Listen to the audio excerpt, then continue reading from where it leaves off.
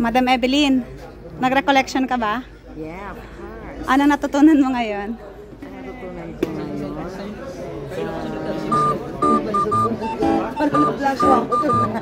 Dito ka tumingin. Huwag kang tumingin. Natutunan ko ngayon. Ano yung pinag-usapan natin kayo umaga?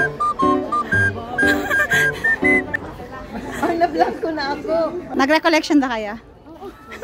Ano natutunan mo ngayon? Dali. Grabe naman. Bilisan mo.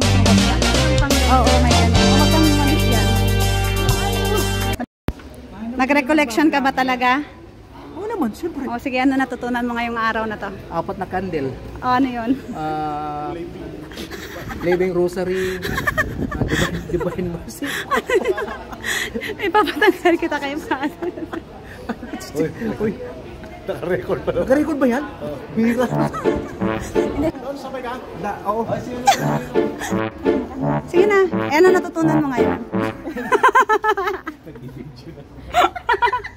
Kayo pag dumating si Jesus, di kayo makakapasok sa langit. Sige na, ano natutunan mo lang ngayon? Miss, miss, bawas. O, di pwedeng ano, front cam. Ano front? Ano yung isa mong natutunan ngayon na babaunin mo sa pag-uwi mo? To serve the Lord without, you know. Wait lang, tinang daspat ako. Oo, ang das pa talaga. Ganun talaga dapat. Kasi pag dumating si Jesus, wala nang ano, wait Lord. Rin niya. Hindi nga daw. Galing lang panakot pa. Ano kuya? Ano yan? Anong kahit isang natutunan mo lang ngayon? Ngayong araw na to? Ang natutunan ko is pag dumating na si Jesus Christ, be prepared. Tama. Kaya pag tinanong, sumagot agad. Yes, kaya ako lang mag-isa nagkausap ni Father doon. Sino ba dumating si Jesus Christ? Ako lang talaga nagtaas ng kamay. Wow. Ikaw ba yun? Ikaw pala yun. Ready ka na? Thank you kuya. Okay. May natutunan ka ba? Opo. Sige, ano yun? Advent. Ano yung Advent? Ano ibig sabihin ng Advent? Mula sa salitang Latin na Adventus. Tayo ay nag-aantay ng biyaya. Magpasalamat sa biyayang darating. Ano yung biyaya? Ano yun? Biyaya na ang pagbabalik ni Kristo. Na ibibigyan niya tayo ng pag-asa, pag-ibig, Ano pa? pananampalataya, kapayapaan.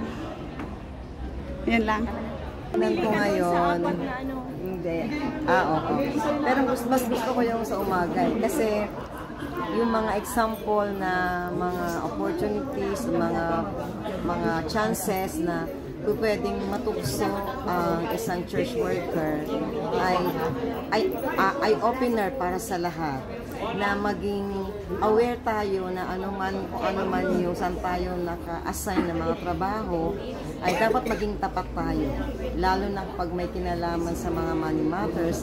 Mas malakas yung tukso, kaya dapat mas malakas daw tayo magdasal para malabanan natin yung tukso na makagawa ng kasalanan. Salamat po. Ate, pwede ka bang pangalan po? Singit din ako. Vlogger yan. Okay. Ate Josephine, ano po natutunan mo ngayong araw na to? Or naka-touch po sa'yo? Natutunan ko mas yung ito yung share namin, yung 4 na hope, Yes po, hope. joy and love. Napili ko dun yung hope Bakit po? kasi hope yung kasi as a single mama ko na natutupad ko yung mga anak ko, pinapapaaral ko, napapapagapos ko. 5 anak ko is single mom. Wow, very good. Tapos, yun, kasama ko na sila dito, nakapag-work na rin sila. Tapos, sa Joy naman, sa wakas din naman, kasama-kasama na kami. Wow, salamat sa Diyos po. Salamat po, Ate Josephine. Sige. Advent hope. Ano yung Advent Hope? Basta yung 4 yung... Nakakagulat naman yan. Oh, sige na, dali. Ano yun? Hope, Advent hope, Advent peace, Advent joy, at saka Advent. O, anong doon nakatouch sa'yo? Yung love. Kasi? Kasi Pangalan mo? Kasi siya si God. Kasi di ba? Love. Kasi God is love. Ang galing mo doon. Amen. Oh, thank you, love. O, ikaw naman. Ano ang tunang ko kay love? Love din. Sige, why? Kasi dapat bilang katekista, di ba? Marunong tayo magmahal. Kasi na tayo minahal ng Diyos. Amen. Oh, amen. Amen. Ang galing mo doon. ko lang nalaman Oh, dito ka. sa verb sa English, no? Ah. Advent love. Advent of love ang alam ko. Advent of hope. Advent of peace. Advent of joy.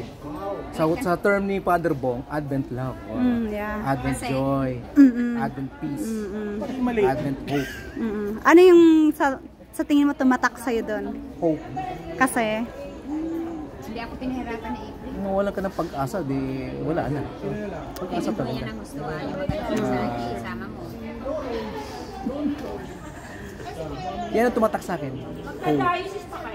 Kasi kung wala si Kristo, wala naman. amen. Wala yung aking spiritual life kung wala siya. Siya yung inspirasyon ko. Hope. Sunod na yung joy and love and peace.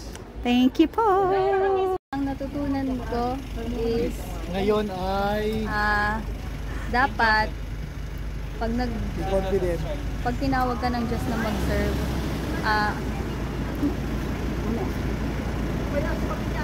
ano na lang te, siguro it reminds me sa Bible verse sa if you come to serve the Lord, prepare yourself for trials na na-encounter ko ngayon na na-challenge ako ng bongga sa catechetical ministry na minsan kala ko hindi ko na kaya, pero siguro by the grace of God patuloy pa rin ako kasi alam ko na tinawag ako ni Lord, na hindi basta-basta yung pagtawag sa akin, na pinili ako. I am called, chosen, and sent. Amen. Thank you. Madam Takuri, anong natutunan mo ngayon sa recollection? Well, ang natutunan ko, actually, it is a reminder for us, the church workers, na magsimba tuwing araw ng linggo kasi nandun na lang din tayo eh. Diba? Nakakalungkot nga naman na nandun na tayo tapos hindi pa natin nagagawang magsimba tuwing araw ng linggo. Diba? Parang parang din yun na it's opportunity na nga sa atin yun eh, ng mga church worker, diba? So, dapat i-grab na natin yun na kahit napapagod ka, kahit paano yung nature of work mo doon sa isang parokya, ay wag natin makalimutang magsimba kung araw ng linggo. Amen. Thank you po.